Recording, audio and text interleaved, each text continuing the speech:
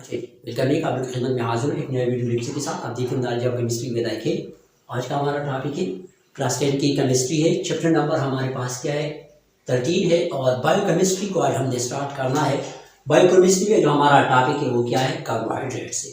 Carbohydrates आज हमने basically आपको पता है बायोकेमिस्ट्री जो होते हैं, बायोकेमिस्ट्री लिविंग ऑर्गेनिज्म के बारे में जितने भी रिएक्शन होते हैं इसको हम बायोकेमिस्ट्री कहते हैं। ठीक है, उनका बायो केमिस्ट्री केमिकल रिएक्शन को बोलते हैं, केमिकल चेंज को बोलते हैं। तो लिविंग ऑर्गेनिज्म के बारे में जितनी भी रिएक्शन होते हैं इसको हम बोलते हैं बायोकेमिस्ट्री।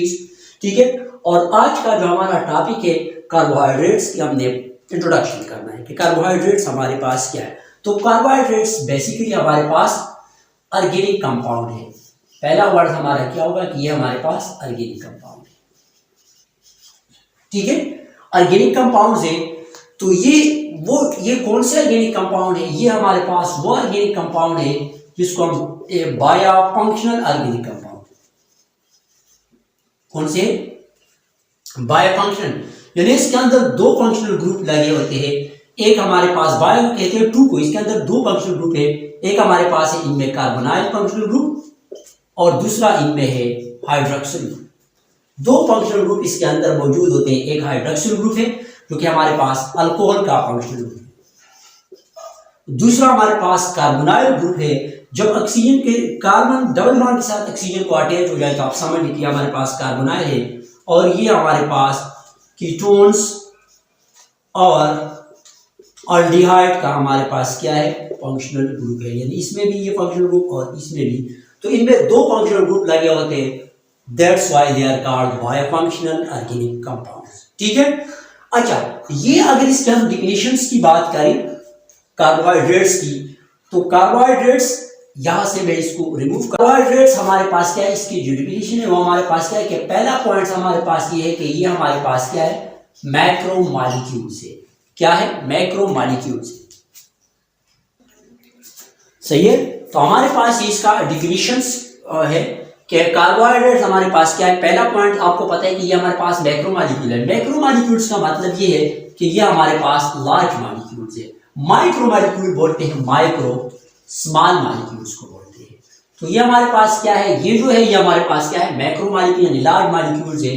और ये कौन से मॉलिक्यूल्स है, ये कार्बोहाइड्रेट ये हमारे पास या तो होगी पॉलीहाइड्रोक्सी अल्डिहाइड और या होंगी ये पॉलीहाइड्रोक्सी कीटोन होंगे, पॉलीहाइड्रोक्सी कीटोन। अब इस पॉइंट को जरा देखिए, पॉली कहते हैं मैनी को, पॉली कहते हैं मैनी को, और हाइड्रोक्सी बोलते हैं OH ग्रुप को यानी हाइड्रोक्सिल ग्रुप को बोलते हैं। और अल्डिहाइड आपको पता है। अब हम इसको मतलब हम कैसे पहचानेंगे कि ये हमारे पास अल्डिहाइड है और ये हमारे पास कीटोन्स है। तो अल्डिहाइड की जनरल जनरेशन हमारे पास RC डबल बॉन्ड H, यानी जब इसमें राइट साइड पर आपको मिलेंगे हाइड्रोजन और लेफ्ट साइड पर आपको अल्काइल ग्रुप मिलेंगे, इसको हम बोलते हैं अल्डिहाइड।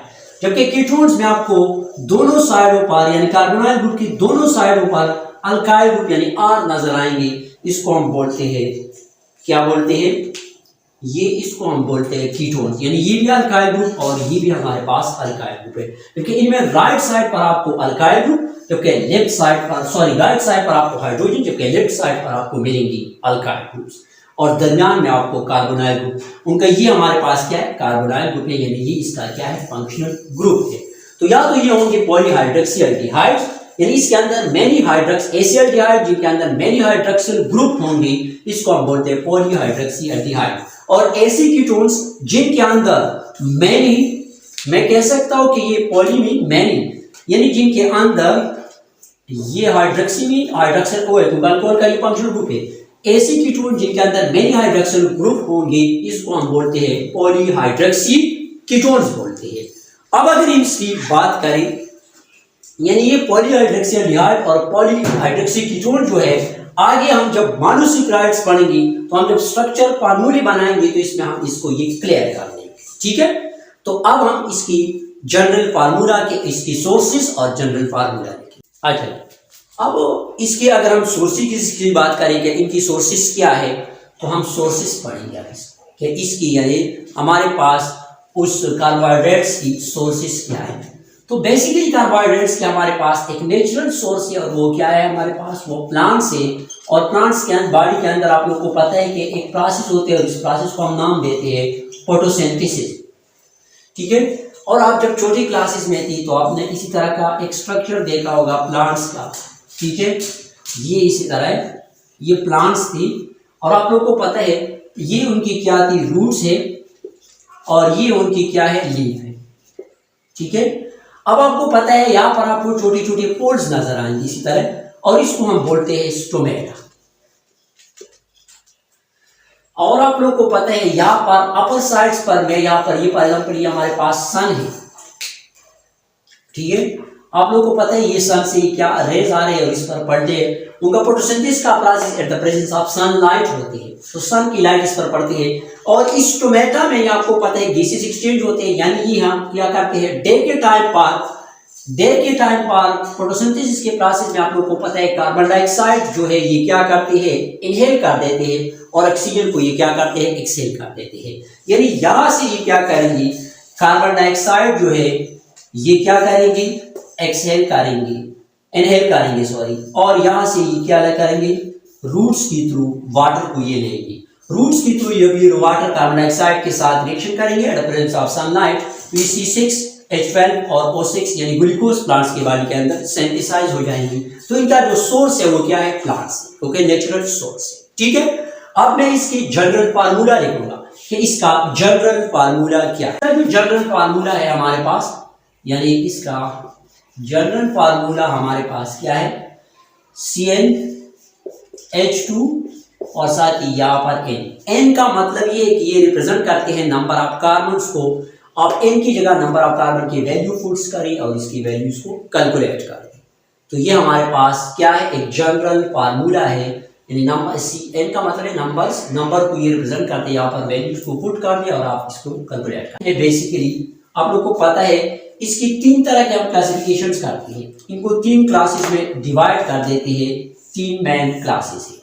एक आपको पता है, एक हमारे पास है मोनोसेकेराइड, दूसरा है ओलिगोसेकेराइड, और तीसरा जो हमारे पास है वो क्या है, पॉलीसेकेराइड।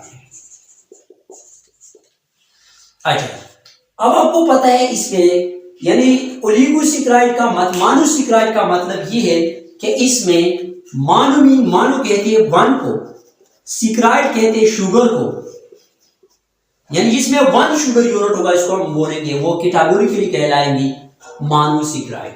ओलिगोसेकेराइड का मतलब ये है, ओलिगो कहते हैं प्यू को और सेकेराइड कहते हैं शुगर को, यानी जिसमें प्यू शुगर यूनिट होगा वो कहलाएंगी ओलिगोसेकेराइड। पॉली का मतलब ये है मैनी, और सेकेराइड कहते हैं शुगर को, यानी जिसके अंदर मैनी सेकेराइड्स यूनिट होंगे वो हमारे पास पॉलीसेकेराइड कहते हैं। पॉली में मैनी सेकेराइड, जिसके अंदर मैनी सेकेराइड यूनिट होंगी उसको हम कहते हैं पॉलीसेकेराइड्स, ठीक है। हम जब इंशाल्लाह स्टार्ट करेंगे क्लासिफिकेशन, हम वन बाय वन पहले ये पढ़ेंगे, फिर मोनोसेकेराइड, फिर ओलिगोसेकेराइड और फिर पॉलीसेकेराइड। हम इंशाल्लाह डिटेल में इस पर हम लेक्चर पे नेक्स्ट टाइम तैयार करेंगे। अब आप लोग इससे क्वेश्चन है, क्वेश्चन ये है, उनका हमने पढ़ा है कि कार्बोहाइड्रेट्स के अंदर कार्बोहाइड्रेट 5 फंक्शनल ग्रुप है, यानी ये 2 फंक्शनल ग्रुप रहती है। जबकि अगर हम कार्बोक्सिलिक एसिड्स की बात करें, कार्बोक्सिलिक एसिड्स का general representation RC double bond OH है। इनमें भी आपको पता है, यानी कार्बोहाइड्रेट्स के अंदर भी कार्बोनाइल ग्रुप है और हाइड्रोक्सिल ग्रुप है, जबकि कार्बोक्सिलिक एसिड्स के अंदर भी ये कार्बोनाइल कार्बोक्सिलिक एसिड्स है। अब दोनों में हम ये क्यों नहीं कह सकते कि ये हमारे पास सेम है, लेकिन ये सेम नहीं है, इसमें बहुत बड़ा डिफरेंस है, जो कि आप लोगों ने इसमें डिफरेंस बताना है कि इनमें कार्बोहाइड्रेट्स और कार्बोक्सिलिक एसिड्स के अंदर वो डिफरेंस क्या है, ठीक है। तो कमेंट सेक्शन में आप लोगों ने लाजिमी इसका आंसर देना है। तो कल तक के लिए इजाजत दीजिए, अल्लाह।